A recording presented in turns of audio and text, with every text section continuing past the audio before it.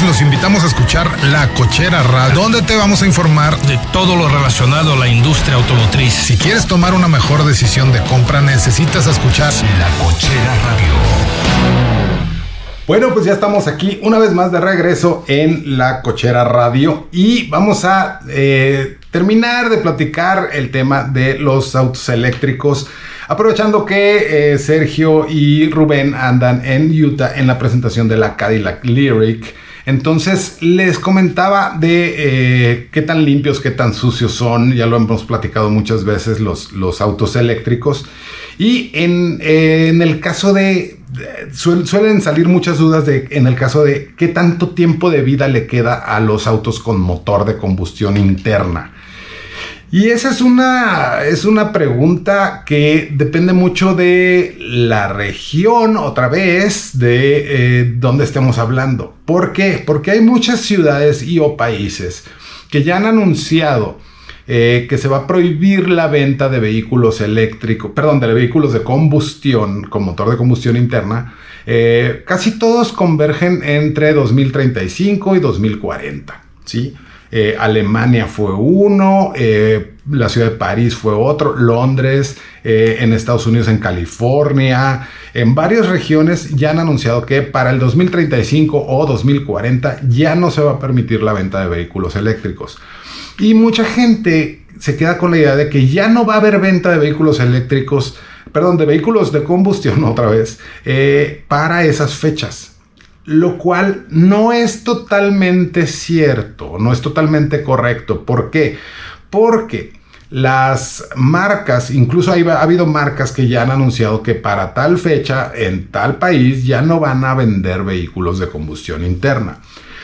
Insisto, eso hay que tomárselo con un granito de sal, como dicen los americanos, porque depende del mercado donde estemos hablando. Por ejemplo, si en California lleva a cabo esa ley de que en el 2035 ya no se vendan vehículos de combustión interna, ok, muy bien, en California ya no se van a vender, pero eso no significa que no van a permitir que circulen vehículos de combustión interna, ¿sí? Entonces, ¿qué pasa con los vehículos que se vendan, por ejemplo, en Oregon, estado vecino de California al norte, o en Arizona?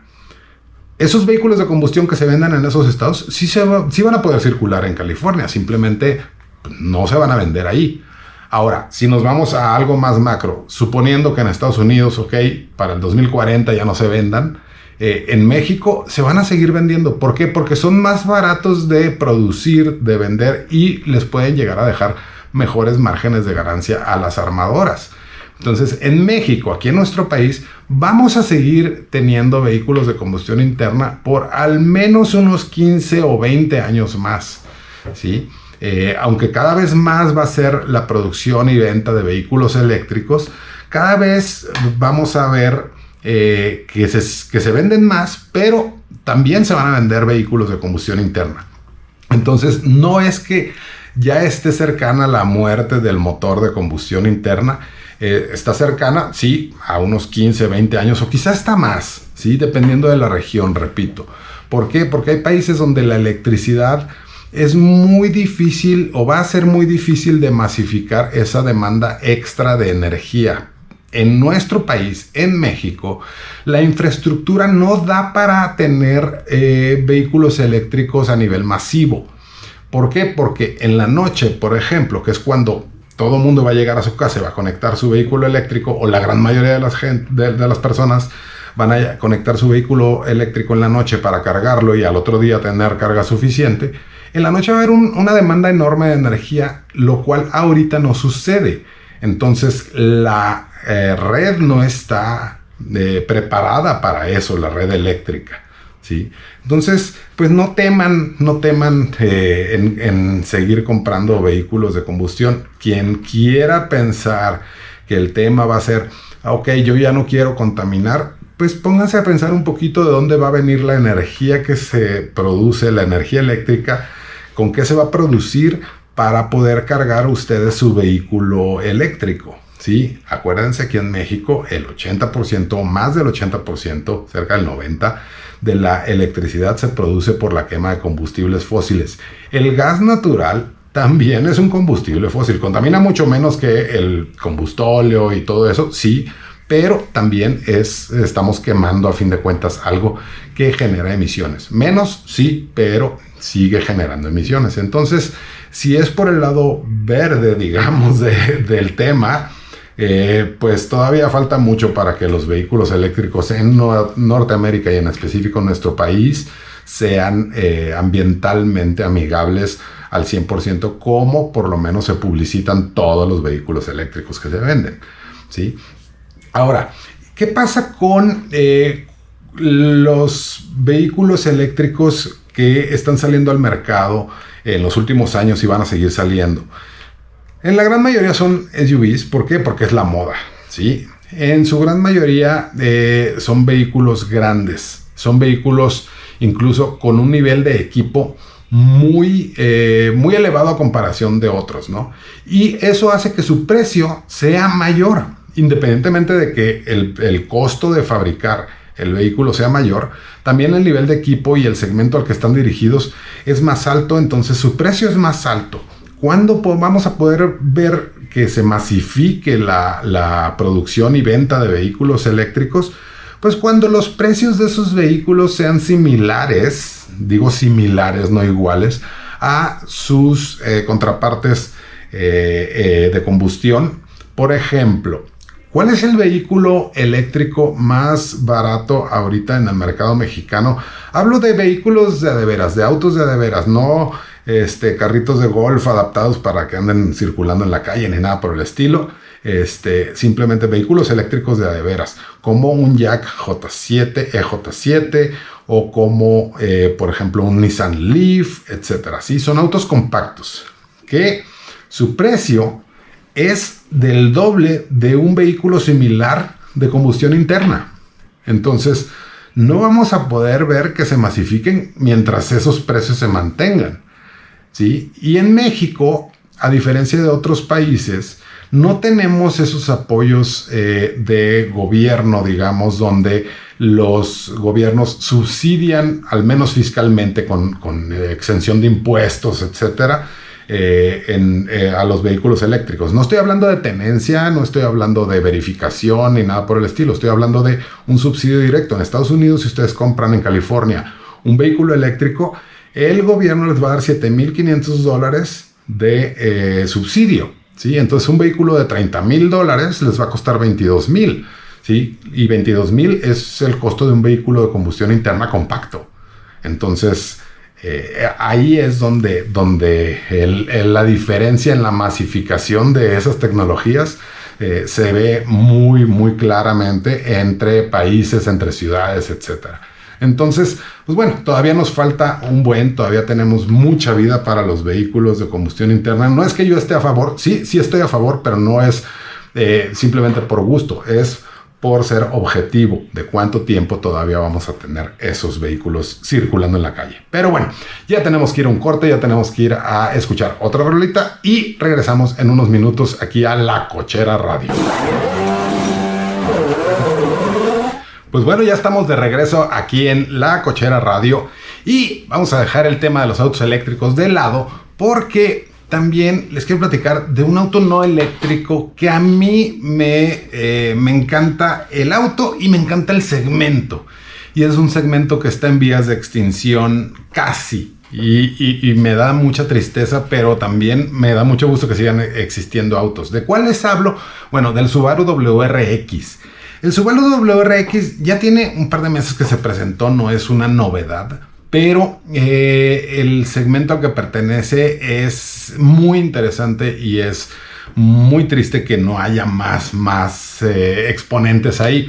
¿De qué hablamos? Bueno, el Subaru WRX tiene una gran tradición, es un auto que tradicionalmente se adaptó para rallies, un Subaru Impreza se tomó y Subaru ganó y lo que quiso en el World Rally Championship, en el WRC, el Campeonato Mundial de Rallies, con ese auto. ¿Qué pasó? Bueno, ese auto se adaptó para calle después y ahora tenemos un WRX que es muy capaz.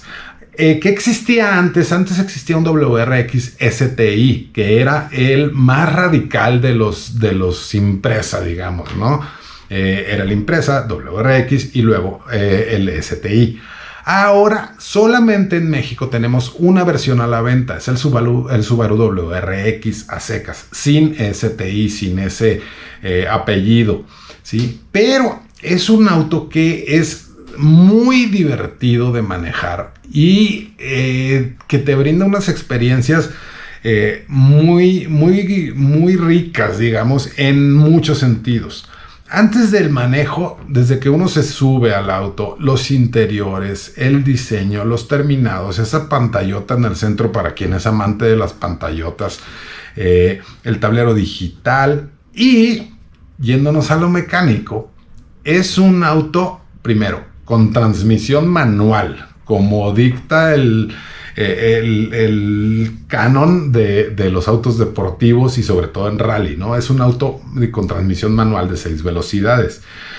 Tenemos un auto que es tracción integral con un Symmetrical All-Wheel Drive de Subaru que hace que la conducción sea muy precisa y que el auto haga lo que uno quiere que haga, no hace uno, no, el auto no lo lleva uno lleva el auto, ¿sí? Con esa transmisión manual. Tenemos un motor Boxer, que es un motor de cilindros o pistones horizontalmente opuestos, que la entrega del torque es muy lineal, es muy rica, ¿sí? Son 271 caballos de fuerza, 258 libras-pie de torque, que van, repito, a las 4 ruedas. Eso hace una gran diferencia.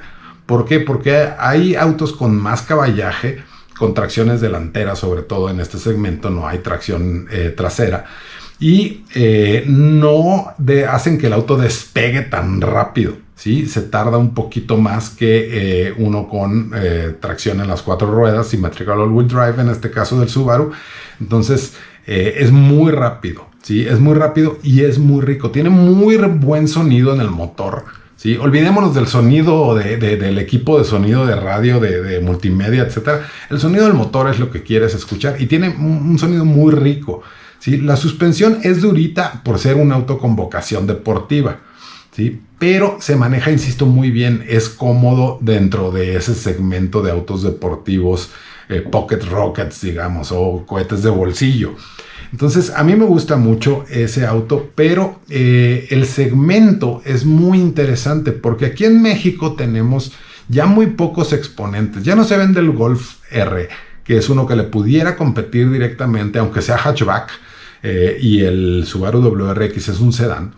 Ya no se vende. Entonces, ya no se vende inclusive ni el GTI ni el Golf, ¿no? Entonces, pues ya no hay ahí exponente de Volkswagen. Hay un exponente, hay un competidor que es el Cupra, ¿sí? El Cupra León es un gemelo, digamos, del Golf GTI, mecánicamente hablando, pero es tracción delantera. Es muy rápido, es muy divertido, pero no tiene el aplomo que tiene el STI, ¿sí? Por esa tracción integral. Entonces, ¿es un magnífico competidor? Sí, pero no es directo, no es tan directo, ¿sí? ¿Qué tenemos también? Tenemos de Toyota el Yaris GR, por ejemplo, ¿sí? Que es un subcompacto hatchback muy rápido, muy divertido, pero tracción delantera, subcompacto. Este es un compacto, el el WRX es un compacto sedán. El Yaris GR es un subcompacto hatchback rapidísimo también, porque incluso es más rápido que el WRX por ser más ligero y tener poco más potencia.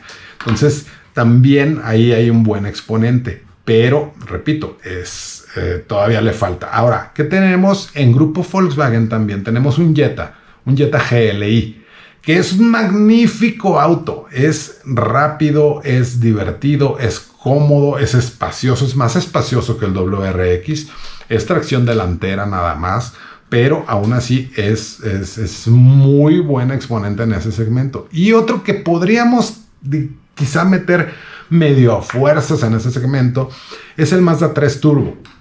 Sí, que ya tenemos versión sedán y tenemos versión hatchback. Con ese motor, con ese aplomo que tiene Mazda, con esos interiores que sí le competirían un poco más al WRX, como no lo harían ni el León, ni el Yaris GR, el Mazda 3, ni el Jetta GLI. El Mazda 3 Turbo sí tiene esos interiores que lo hacen sentir uno mucho más cómodo en el interior. Tiene una suspensión más cómoda. Insisto, lo estamos metiendo un poquito a fuerzas porque la vocación del auto es un auto más enfocado al confort que a la deportividad, pero dada la potencia, dada el all-wheel drive, etcétera, pudiera competirle ahí. ¿Sí? Es rápido, sí, tiene un aplomo y una comodidad que no tiene ni el GLI ni el WRX, y tiene un espacio similar al WRX, no tanto como quizá el GLI, pero repito, es un segmento que le quedan pocos exponentes.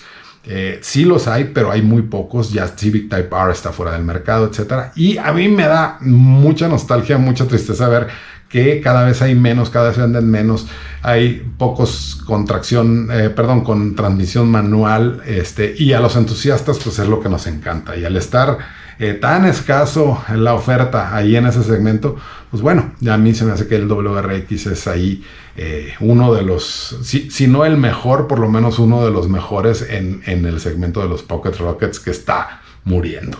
Pero también está muriendo el tiempo de este segmento y nos vamos a ir a un corte, a una canción, y regresamos para seguir platicando de qué, de autos, lo que nos gusta aquí en La Cochera. Bueno, pues ya estamos de regreso aquí en La Cochera Radio y vamos a platicar un poquito de seguridad en los autos. ¿Por qué? Porque para mí es lo más importante en un auto a la hora de, ya sea comprar yo para mí, obviamente, o recomendarles a ustedes cualquier tipo de auto. ¿Por qué? ¿Por qué viene el tema? Porque esta semana salieron ahí algunos resultados de las pruebas de seguridad de choque que se le hacen a los autos por diferentes organismos en todo el mundo. Uno de ellos es NCAP, que es el New Car Assessment Program, así se llama. Es una organización a nivel mundial que hace pruebas de choque, de seguridad, de equipo de seguridad, etcétera, en todos los autos, y tiene divididas sus divisiones, valga la redundancia, en las diferentes regiones del mundo. Sí, y salió uno que me llamó la atención, donde la Toyota Avanza 2022 salió con 5 estrellas en la ASEAN NCAP, o sea, de la parte de Asia, ¿sí? De Asia, sureste de Asia, digamos, ¿sí? Entonces, eso que me da a pensar, bueno, que obviamente la Toyota Avanza mejoró mucho en seguridad. La generación anterior era muy mala en seguridad, era un vehículo que era cabina sobre chasis montado, lo cual le da menos estabilidad. Tenía solo dos bolsas de aire, frenos ABS y ya no tenía control de estabilidad, etc. Esta nueva versión sí mejoró bastante en general. Pero la seguridad que evalúa NCAP en sus diferentes regiones, las pruebas varían dependiendo de la región, se adapta a las condiciones del mercado, lo cual para mí no debería de ser. Por ejemplo, Latin NCAP, que es la división de Latinoamérica para NCAP,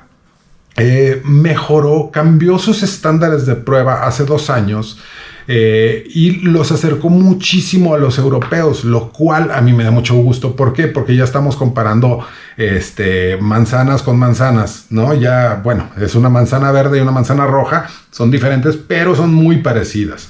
Antes estaba comparando las pruebas que hacía Latin NCAP, eran mucho menos rigurosas, digamos, para obtener esa calificación.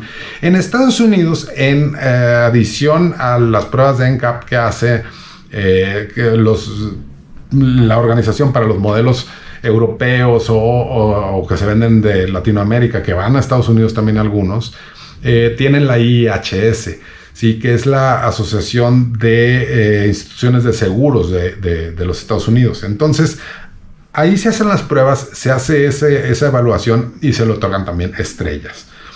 Independientemente de las estrellas que tenga un vehículo que se venda aquí en México, que para mí en los últimos 2 años, año y medio, Latin NCAP sí es un referente, antes no, ¿sí? Y si ustedes revisan, están queriendo comprar un auto y se meten a ver las pruebas, los resultados de Latin NCAP, pero ven que esa fecha, la fecha de la prueba, la fecha de ese assessment o de esa evaluación, tiene más de 2 años, yo me lo tomaría con mucho cuidado y esperaría que salieran las más recientes o buscaría esos resultados en Euro NCAP o algo así. Pero, ¿a qué voy con todo esto? El auto que ustedes compren es donde van ustedes más de 2 horas al día probablemente, donde viajan con su familia, que van de vacaciones a visitar a la familia a otro lado, otra ciudad, etc. Y se mueven aquí diario en la ciudad. Yo creo que lo más importante para todos es nuestra familia y es nuestra seguridad. Entonces es por eso que siempre les recomiendo, igual Sergio, igual Rubén, estoy seguro, los autos basados en la seguridad que tienen, que ofrecen. Hay 2 tipos de seguridad en un auto, la seguridad pasiva y la seguridad activa, ¿sí? La seguridad activa es la que nos va a ayudar a evitar que tengamos un accidente, ¿sí? Nos va a ayudar a minimizar el riesgo de chocar. Por ejemplo, frenos ABS, control de estabilidad, frenado automático de emergencia, alerta de cambio de carril, etc. Toda esa seguridad activa nos va a ayudar a que el riesgo de tener un accidente sea menor. Ahora, la seguridad pasiva es la que nos va a ayudar a minimizar el riesgo de sufrir heridas, sufrir lesiones graves en el momento de un choque. O sea, cuando ya chocamos, la seguridad pasiva es la que nos va a ayudar a tener menos lesiones. ¿Cómo? Bueno, lo básico, obviamente cinturones de seguridad, bolsas de aire, cabeceras activas, pedales retráctiles en algunos vehículos, etc. Esa seguridad pasiva es la que nos va a ayudar a que en el evento de un choque, pues el riesgo de lesiones sea menor. Habiendo dicho eso, ¿qué es lo que hay que buscar en un auto? Porque hay mucha controversia y eso, desgraciadamente, muchos vendedores en muchas de las marcas, en muchas de las agencias, utilizan el argumento de que es que este auto tiene una estructura superior. Y no importa que no tenga 6 bolsas de aire o 8 bolsas de aire como la competencia, lo que importa es que la estructura te va a proteger. Eso es parcialmente cierto porque las bolsas de aire trabajan en conjunto con la estructura, ¿sí? Pero ese argumento se cae cuando vemos que ese mismo vehículo, esa misma camioneta o auto, lo que sea, en Estados Unidos o en Europa tiene 6 u 8 bolsas de aire y aquí en México solamente tiene 4. Ahí es donde ese argumento se cae. ¿Por qué? Porque si el trabajo en conjunto de la estructura y las bolsas de aire fuera lo suficientemente eficiente y eficaz para reducir el riesgo de lesiones en caso de un accidente, pues en Estados Unidos también se vendería una versión con 4 bolsas, o en Europa, o con 2. Y aquí en México no tenemos esa versión de 6, o esa versión de 6 cuesta más cara, ¿sí? De 6 bolsas de aire. Entonces, repito, la seguridad es primordial y hay que evaluar todos los aspectos, ¿sí? El que tenga solo 4 bolsas de aire y una estructura de vibranio, de titanio o de adamantium o de lo que ustedes gusten, no va a ser el auto más seguro que si ese mismo auto tuviera 6 bolsas de aire, ¿sí? Entonces, repito, la seguridad es primordial. Hay vehículos que en ciertas versiones también se ofrecen con frenos ABS. Bueno, en todas las versiones se ofrecen ABS. ¿Por qué? Porque la ley en México pide que todos los autos tengan frenos ABS y al menos 2 bolsas de aire, las frontales. ¿Qué pasa cuando ese mismo auto en la versión básica tenemos frenos ABS y 2 bolsas de aire? Y en la versión que sigue ya tenemos, por ejemplo, control de estabilidad. ¿Sí? Control de tracción y control de estabilidad. ese auto va a ser obviamente mucho más seguro porque el control de estabilidad va a ayudarnos a evitar que tengamos un accidente. En caso de un volantazo o algo, va a entrar el sistema y va a ayudarnos a que no se pierda el control del vehículo en conjunto con el ABS. Entonces, un auto con, por ejemplo, 6 bolsas de aire y ABS va a ser menos seguro que un auto con 4 bolsas de aire, ABS y control de estabilidad. Ahí la ecuación la tenemos que escribir muy clara. ¿Por qué? Porque es preferible evitar tener un accidente a que si lo tenemos, que la seguridad pasiva nos ayude a minimizar el riesgo de lesiones. Entonces, por eso, el control de estabilidad es más importante que tener 6 bolsas de aire. ¿Sí? Pero si tenemos 6 bolsas de aire, ABS, control de estabilidad, y en otro auto tenemos solo 4 bolsas de aire y ABS y control de estabilidad, pues obviamente el que tiene más bolsas de aire va a ser más seguro. Hay que evaluar con base en eso. Y el último punto, la potencia también tiene que ver con seguridad, no solo con diversión y con correr. ¿Por qué? Porque nos va a ayudar a hacer un rebase más rápido y por poder meternos con seguridad allá adelante del que estamos rebasando, incorporarnos a una avenida, cruzar una calle. Entonces la seguridad también depende un poco de la potencia del auto.